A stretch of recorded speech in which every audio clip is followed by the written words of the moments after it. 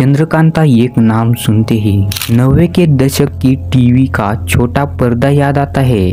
इसके साथ जुड़े हैं कई तिलिस्मी रहस्य जिसे जानने के लिए हर शख्स बेचैन रहता है। चंद्रकांता का विजयगढ़ किला सोनभद्र के रॉबर्ट संगज से 25 किलोमीटर की दूरी पर स्थित है। इस किले के इतिहास को देख ले तो महाभारत काल से जुड़े कई साक्ष्य मिलते हैं, लेकिन इसे चंद्रकांता के किले के नाम से जाना जाता है।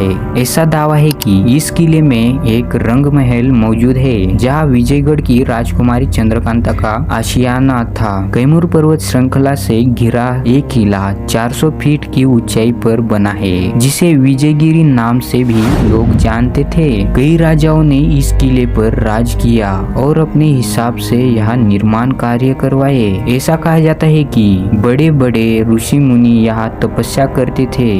इतिहासकार के मुताबिक चंद्रगुप्त मौर्य को जब मगध की सेना पर आक्रमण करना था तो उन्होंने अपनी सेना को यही रोका था। विजयगढ़ से मगध 280 किलोमीटर की दूरी पर है। विजयगढ़ के किले पर गुप्त वंश, प्रतिहार वंश, मुगल वंश और काशी नरेश चेत सिंह ने राज किया था। देवकीनंदन खत्री द्वारा लिखे गए उपन्यास चंद्रकांता पर आधारित टीवी सीरियल ने भी इस किले को पूरे देश में प्रसिद्ध किया। इसी के बाद विजयगढ़ की राजकुमारी चंद्रकांता और नौगढ़ के राजकुमार वीरेंद्र सिंह की अमर प्रेम कहानी लोगों के बीच आई।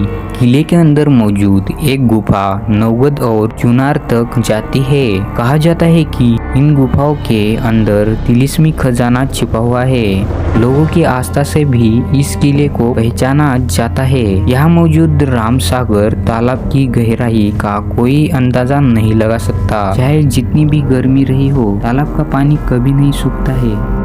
अप्रैल के महीने में यहाँ मेले का आयोजन किया जाता है। ऐसा माना जाता है यहाँ कुछ गुफाएं हैं जिनके जरिए नौगढ़ और चुनारगढ़ के किले तक पहुँचा जा सकता है। कहा जाता है कि गुफाओं का रास्ता खतरों से भरा हुआ है। ये रास्ता तिलिस्म से ही खुलता है और इसके अंदर खजाना मौजूद है। दोस्तों, आइए जानते हैं चंद्रकांता की कहानी। विजयगढ़, नौगढ़ और चुनारगढ़ के बीच चंद्रकांता की कहानी घूमती रहती है। इस कहानी में दो साम्राज्यों के असीम के बीच एक प्रेम कहानी को दर्शाया गया है, जो कि विजयगढ़ की राजकुमारी चंद्रकांता और नौगढ़ के राजकुमार वीरेंद्र सिंह की है। क्रूर सिंह विजयगढ़ के दरबार में शामिल था, जो विजयगढ़ को हथियाना चाहता था। जब वो ये नहीं कर पाया तो चुनारगढ़ के राजा शिवदत्त से दोस्ती कर ली। क्रूर सिंह की बातों में आकर शिवदत्त ने चंद्रकांता को पकड़ लिया। चंद्रकांता वहां से भाग नहीं सकी। कुंवर वीरेंद्र सिंह ने हथियारों की मदद से तिलिस्म को तोड़ा और चंद्रकांता को अपने साथ ले गया। 4वीं शताब्दी से 6वीं शताब्दी तक यहाँ गुप्त वंश का राज रहा था। उसके बाद गुर्जर प्रतिहार वंश ने यहाँ राज किया। सन 1040 में इस किले को दोबारा जादौन के शासक विजयपाल ने करवाया। अकबर के समय में विजयगढ़ का किला मुगल वंश के नियंत्रण में था। बाद में काशी नरेश ने इस पर कब्जा जमा लिया था। काशी नरेश चेत सिंह इसके अंतिम शासक थे। मीरा सागर और राम सागर के तालाबों के बीच में चंद्रकांता का महल मौजूद है, जिसे रंग महल भी कहा जाता है। इस वक्त पूरे किले की तरह ये भी खंडहर में तब्दील हो चुका है। सही देखभाल नहीं होने की वजह से ये ऐतिहासिक विरासत खंडहर में तब्दील होती जा रही है। हर साल अप्रैल के महीने में यहाँ एक मेले का आयोजन किया जाता है। किले के अंदर गणेश भगवान का एक पुराना मंदिर मौजूद है। किंवदंतियों में कहा जाता है कि महाभारत काल में बानासुर नाम के राजा ने इस किले को बनाया था। ऐसा कहा जाता है कि किला बनने से पहले ये जगह विजयगिरी के नाम से जानी जाती थी।